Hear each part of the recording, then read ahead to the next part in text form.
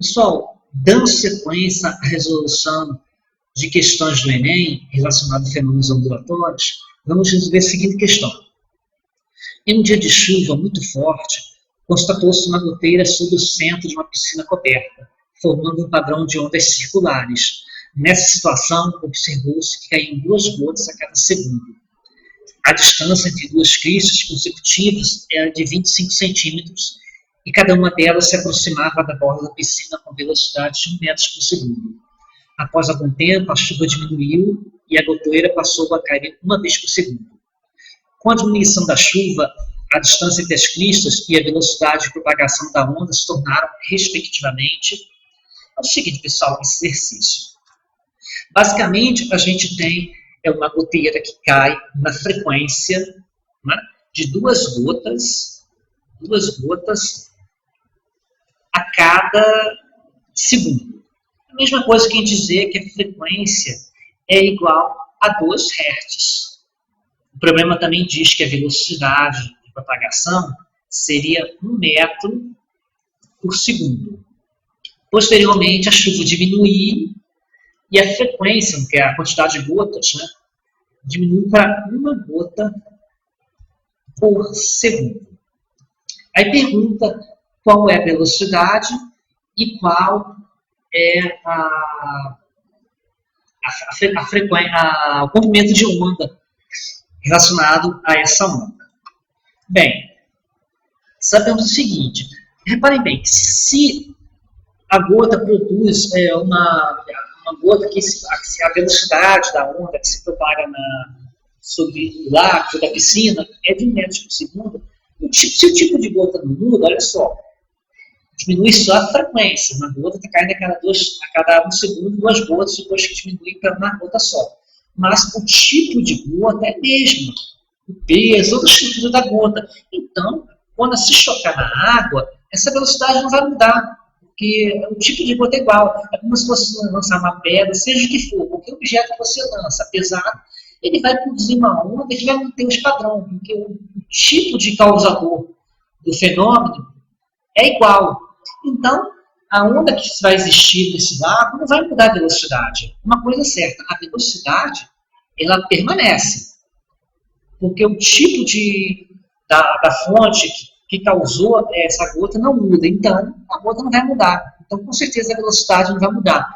Agora, olha só, se a gota ela começou a cair demorando mais, antes caía 2 gotas a cada segundo, agora demora mais tempo para cair.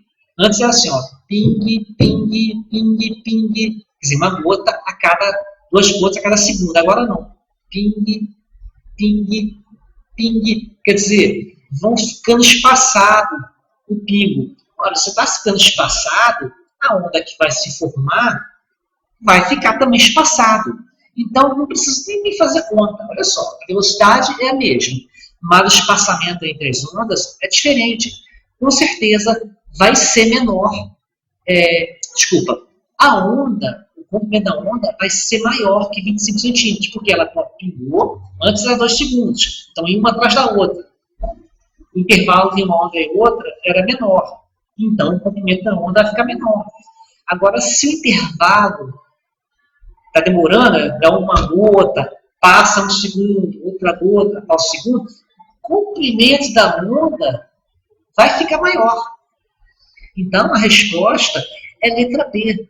Isto é, o comprimento da onda vai ser maior que 25 centímetros e a velocidade vai ser igual. Ok? Ó, vou até puxar aqui para a gente poder visualizar. Olha só, maior que 25 centímetros, igual a 1 metro por segundo. Ok? Essa é a solução da questão, não precisa nem fazer nenhuma conta. O próximo exercício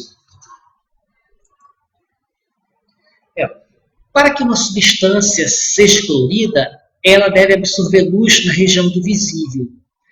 Quando uma amostra absorve luz visível, a cor que percebemos é a soma das cores restantes que são refletidas ou transmitidas pelo objeto. A figura 1 ao lado mostra o espectro, abaixo, mostra o espectro de absorção para uma substância e é possível observar que há um comprimento de onda em que a intensidade de absorção é máxima. Um observador pode prever a cor dessa substância pelo uso da roda de cores.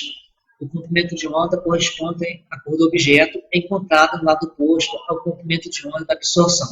Então, tem abaixo o espectro de absorção, relacionado ao comprimento de onda, e mais acima a cor que se forma a respeito desse espectro. É basicamente o seguinte, pessoal, essa questão. Como é que funciona a visualização de cores? Quando a luz bate no objeto, o objeto absorve todas as cores, menos a cor que é refletida. Então, como é que funciona? Se a sua camisa é azul, é sinal que a sua camisa está absorvendo todas as cores, menos a cor azul ou o conjunto de frequências que vai formar essa cor azul. Ok? Frequência e comprimento de onda, né? Mesma coisa, por exemplo, se a sua camisa é amarela, é porque a sua camisa está absorvendo todas as frequências de cores, menos a cor amarela ou o conjunto de frequências que vai formar essa tonalidade amarela. Então, olha só, por exemplo, aqui nesse gráfico aqui que aparece, ó, por exemplo, o nosso exemplo da cor, está absorvendo a frequência aqui na próxima de 500 nanômetros. Então, ó, olha só, o comprimento de onda que está sendo absorvido, e a frequência, né? O comprimento de onda é na faixa de 500 nanômetros. O restante é justamente o que vai estar refletindo. Então, por exemplo, olha só, 500 nanômetros, a gente vai para outro gráfico aqui, 500 nanômetros é justamente de 490 nanômetros e 560 nanômetros. Então, essa faixa de energia que está sendo absorvida, né, está na faixa de comprimento de onda, aqui no verde, ó, de 490 nanômetros e 560 nanômetros. Só que, olha só, a cor que reflete é o oposto. Então, a cor que reflete seria a faixa de vermelho. É o que nem que está no exemplo aqui que eu colocou. Se a substância absorve nesta região, ela apresenta a cor na outra região. Olha só, absorve nessa, a cor apresentada é outra região. Como no nosso caso, a faixa de absorção está na faixa de cor verde, a faixa de reflexão está do outro lado, que é na faixa de vermelho. Repetindo, a nossa onda está absorvendo energia na faixa de 500 nanômetros, que é aqui, ó, no verde. A cor que ele vai refletir vai ser na faixa de vermelho. A nossa resposta é justamente a letra E, vermelho. Vou estar puxando aqui para vocês poderem visualizar. Não está marcado não, mas é vermelho mesmo que está a resposta correta para a nossa questão. É a cor vermelha que é a cor que nossos olhos irão perceber. Ok? Fazendo isso, terminamos essa questão. Iremos para a próxima questão. Um garoto que passeia de carro com seu pai pela cidade, ao ouvir o rádio, percebe que a sua estação de rádio preferida é a 94,9, possivelmente MHz, né? Que é uma rádio FM, que opera na banda de frequência MHz, como eu falei. E tem seu sinal de transmissão superposto pela transmissão de uma rádio pirata de frequência que interfere no sinal da emissora do centro em algumas regiões da cidade. Considerando a situação apresentada, a rádio pirata interfere no sinal da rádio do centro devido a... Olha só, como uma rádio interfere na outra, é porque elas estão operando na mesma faixa de frequência. Então vamos ver as respostas que tem aqui. Olha só. Letra A, atenuação promovida pelas radiações emitidas. Não, atenuação é você diminuir o som, está atenuando o sinal. Não é isso. Não é a letra A. O que causa é estar na mesma frequência. Maior, deixa eu só repetir. Essa questão de atenuação é como se diminuísse o sinal. Na verdade, o sinal da estação não diminui, simplesmente a outra entra na frente da frequência e toma o lugar. Como normalmente a rádio pirata está mais próximo dos ouvintes, então, mesmo sendo de menor potência, mas naquela região vai ter uma potência maior, e como está na mesma frequência, então é basicamente por estar na mesma frequência, tá? Então, vamos entender maior amplitude da radiação emitida pela estação do centro. Olha só, embora ela naquela região tenha uma amplitude, mas aqui interfere mesmo é a questão da frequência. Não vou botar letra B também não, tá, pessoal? Tem que estar sempre focalizado na frequência. Letra C, diferença de intensidade entre as fontes emissoras de onda. Mesma coisa, está falando também da intensidade. Mas a questão toda não é intensidade. Elas poderiam ter intensidade muito maior, mas está em frequências diferentes, então não é interferir. Então não é a questão da intensidade, é a questão, embora tenha seja relacionado, mas a questão mesmo seria a frequência. Não, então não é a letra C. Letra D, menor potência de transmissão da onda dos emissores. De novo, está falando sobre potência, intensidade, não é a letra D. A letra E, semelhança dos comprimentos de onda nas radiações emitidas. Olha só, a questão, nenhuma delas fala em frequência. Mas olha só, pensa bem. O comprimento de onda também é relacionado com a frequência. Porque, olha só, acompanhe o mouse. Quando você tem a mudança de frequência, olha só, a frequência faz isso, né? Quantas vibrações que a gente tem... Deixa eu voltar aqui.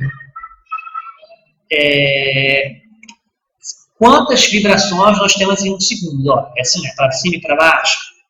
Isso é frequência. O comprimento de onda seria a distância da crista, né? Mas são fenômenos relacionados. A variação de frequência é relacionada ao comprimento de onda. Se você pensar bem, se está vibrando mais, o comprimento de onda, isto é, a distância entre as cristas, vai mudar. Se a frequência está diminuindo, as vibrações estão diminuindo, a distância entre as cristas vai estar mudando. Então, a frequência é intimamente relacionada com o comprimento de onda. Se estivesse falando sobre frequência, era a melhor resposta. Mas também você pode pensar também como variação do comprimento de onda, ok? Sabe aquela formulinha V é igual ao comprimento de onda V de frequência? Que a velocidade da onda eletromagnética é sempre constante, que é igual a 3,10⁸. O que muda é o comprimento e a frequência. Quando o comprimento de onda aumenta, a frequência diminui. Quando a frequência diminui, o comprimento aumenta. Então, são interrelacionados. Então, por isso, a resposta da nossa questão é a letra E. Espero não ter ficado confuso para vocês. Mas toda vez que você pensar em interferência de uma onda em outra, ou você vai pensar em frequência ou em comprimento de onda. Ok? Próximo exercício. A ultrassonografia, também chamado de ecografia, é uma técnica de geração de imagens muito utilizada em medicina. Ela se baseia na reflexão que ocorre quando o pulso de ultrassom emitido pelo aparelho, colocado em contato com a pele, atravessa a superfície que separa um órgão do outro, produzindo ecos que podem ser captados de volta pelo aparelho. Para a absorção de detalhes do interior do corpo, os pulsos sonoros emitidos têm frequências altíssimas, de até 30 MHz, ou seja, 30 milhões de oscilações a cada segundo. A determinação de distância entre os órgãos do corpo, feita com esse aparelho, fundamenta-se em duas variáveis imprescindíveis. Eu não entendo muito de aparelho de ultrassonografia, mas eu acredito que trabalhei com ondas de frequência, esse eco, e não com ondas sonoras. Enfim, o exercício diz ondas sonoras na faixa de 30 MHz, então a gente considera isso, mas normalmente ondas de 30 MHz a gente diria que seria ondas eletromagnéticas, porque eco também pode ter com ondas eletromagnéticas, não somente com o som. Mas tudo bem, vamos considerar que sejam ondas sonoras de 30 MHz, embora possivelmente isso aí seja onda eletromagnética. Mas isso não vai interferir na resolução do exercício. A letra A diz que a intensidade do som produzido pelo aparelho, olha só, está perguntando quais são as variáveis imprescindíveis. A letra A está dizendo a intensidade do som. Não tem nada a ver com a intensidade do som. Tem a ver com eco e a frequência, precisamente relacionada ao eco. Então, vamos lá, B. A quantidade de luz usada para gerar as imagens do aparelho e a velocidade do som dos tecidos. Não é a quantidade de luz e nem a velocidade do som. Ok? Pula. C. A quantidade de pulsos emitidos pelo aparelho. Aí tudo bem, a gente pode considerar. A cada segundo e a frequência dos sons emitidos pelo aparelho. Não depende da frequência. Ok? A letra D. A velocidade do som no interior dos tecidos e o tempo entre os ecos produzidos pela superfície dos órgãos. O eco, tudo bem. Agora, a velocidade do som? Não. Não é relacionado à velocidade do som. Você pode trabalhar com várias velocidades, não. Letra E. O tempo entre os ecos produzidos pelos órgãos, perfeito. O tempo entre os ecos. E a quantidade de pulsos emitidos a cada segundo pelo aparelho, que é justamente a questão de frequência. Olha só, pessoal, embora não tenha falado a respeito de frequência, mas ultrassom, equipamento que trabalha com eco, ele a variável intimamente ligada seria o eco mesmo, isso é certo. Ultrassonografia trabalha com eco, ok? Que eu acreditava até que fosse ondas eletromagnéticas, mas o programa está dizendo que é ondas de som, mas isso não interfere na solução. E a outra coisa é a questão de frequência. Isso é importante, que é a frequência dos exercícios. Ok? Fazendo isso, a gente conclui a resolução dos exercícios. Um abraço a todos.